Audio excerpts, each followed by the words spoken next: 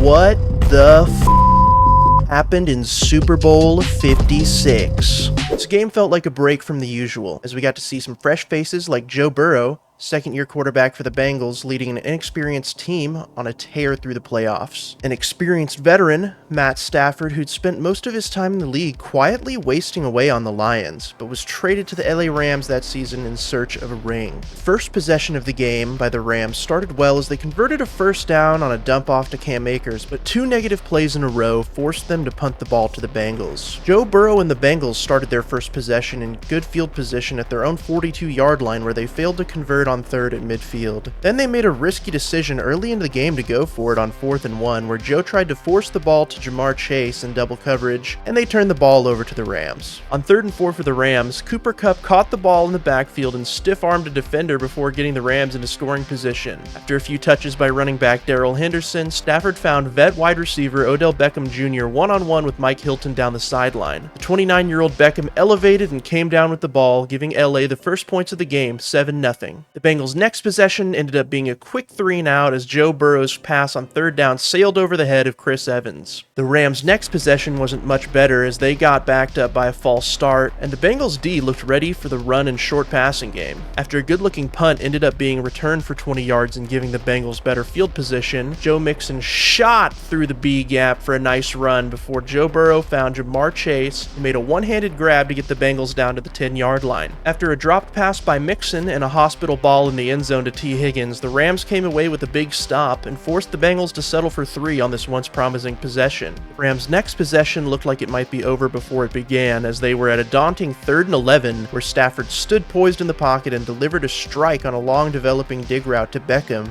where he took it across midfield. He then found Henderson on a wheel route down the sideline before hitting Cooper Kupp wide open in the back corner of the end zone off a play-action boot. If anyone forgot, this was the year that Cooper Kupp won the Triple Crown. He was having a monster year. The drive wouldn't end seamlessly as kicker Matt Gay was unable to follow through on his extra point try. As punter, Johnny Hecker bobbled the snap and was unable to get it in position. He then attempted to throw the ball away and ended up tossing it right to a Bengals defender. The Bengals offense finally started to wake up as Joe Burrow delivered strikes over the middle to Boyd and Chase, and a nice run by Mixon got them across midfield. Joe hit T. Higgins to convert a clutch 3rd and 6, and a few plays later, the Bengals dialed up some trickery on a fake toss play where running back Joe Mixon threw it to T. Higgins in the back corner of the end zone to cut the 10-point lead of the Rams down to 3. On the Rams' next drive, Stafford found Van Jefferson in the flat for a first down, and after a run that picked up a few yards, disaster struck. Stafford rocketed the ball to Beckham on a shallow crosser, which he dropped, but Beckham instantly fell to the ground clutching his knee. After battling back through previous ACL tear, the same heartbreaking injury would strike again here in the Super Bowl as he planted his foot, preparing for a run after catch. Stafford remained composed on the next play, hitting Ben Skoranek over the middle, moving them into Bengals territory before scrambling on 3rd and 14 and throwing his signature once per game,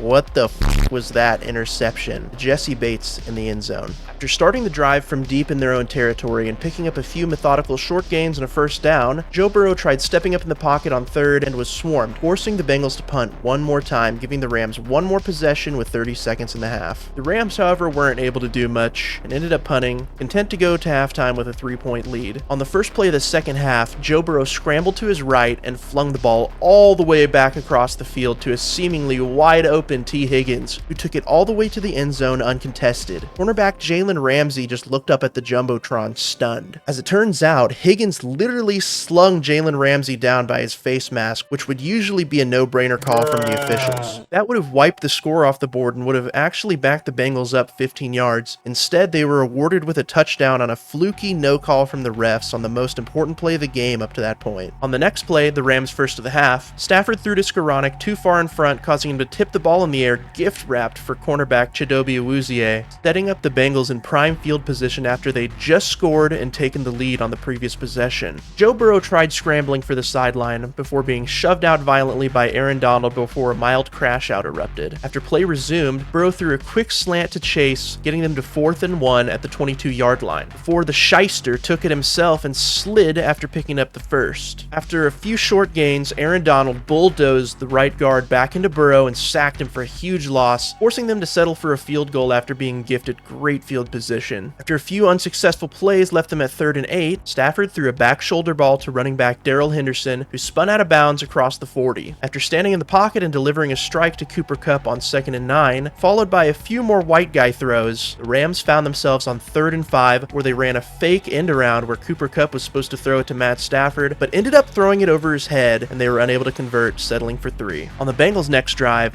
another sack on Burrow, a growing theme in this game, backed him up, and Burrow missed Chase on 3rd and 13, a wasted opportunity to grow their lead again. The Rams' next drive wasn't good either, even though they started near midfield. A failed rollout pass followed by a quick dump down and then tackle left them on 3rd and 7, where Stafford tried to step up in the pocket and was spun down by DJ Reader. He immediately grasped at his left ankle. Both teams' defenses had seemingly taken over by this point in the half, as Joe Burrow was sacked twice in a row, leaving them running plays from their own end zone as Burrow got their punter some room to breathe, but that was it. The Rams once again got the ball at midfield, but their consecutive unsuccessful rushing attempts kept leaving them on 3rd and long, where they were unable to convert. The Bengals, starting from deep in their own territory again, got one first down conversion, but were unable to maintain their success as Joe Burrow was sacked again, brought down hard on his right shoulder, and the Bengals were punting again. The Rams' next drive looked like it might go somewhere, as they got 7 yards on first down, but on 3rd and 4, Matt Stafford missed his throw high. The game was officially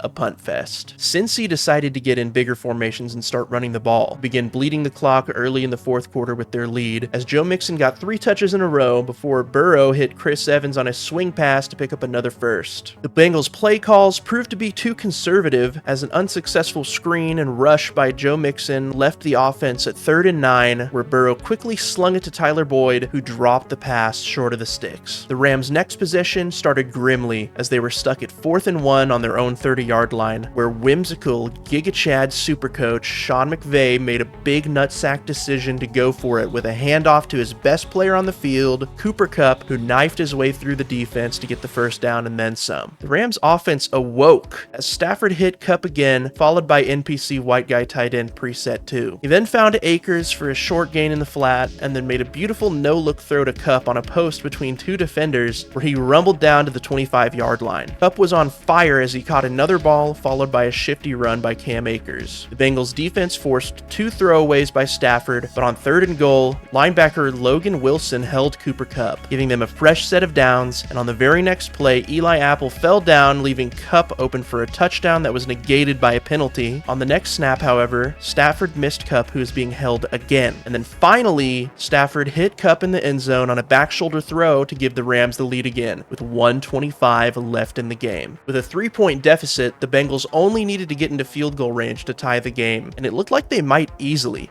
as on the first play of the drive, a catch and run by Chase got the Bengals 20 yards in no time, and a subsequent quick throw to Tyler Boyd got them to midfield. After missing a deep shot and a handoff to Mixon getting stuffed, the Bengals were on 4th and 1 from the Rams' 49-yard line. This was the biggest play of Joe Shiesty's career. Would he be able to actually do it? Actually, Aaron Donald decided he was the main character. He instantly penetrated the line, giggity, and slung Burrow down by the waist as he frantically tried to throw the ball to anyone in range.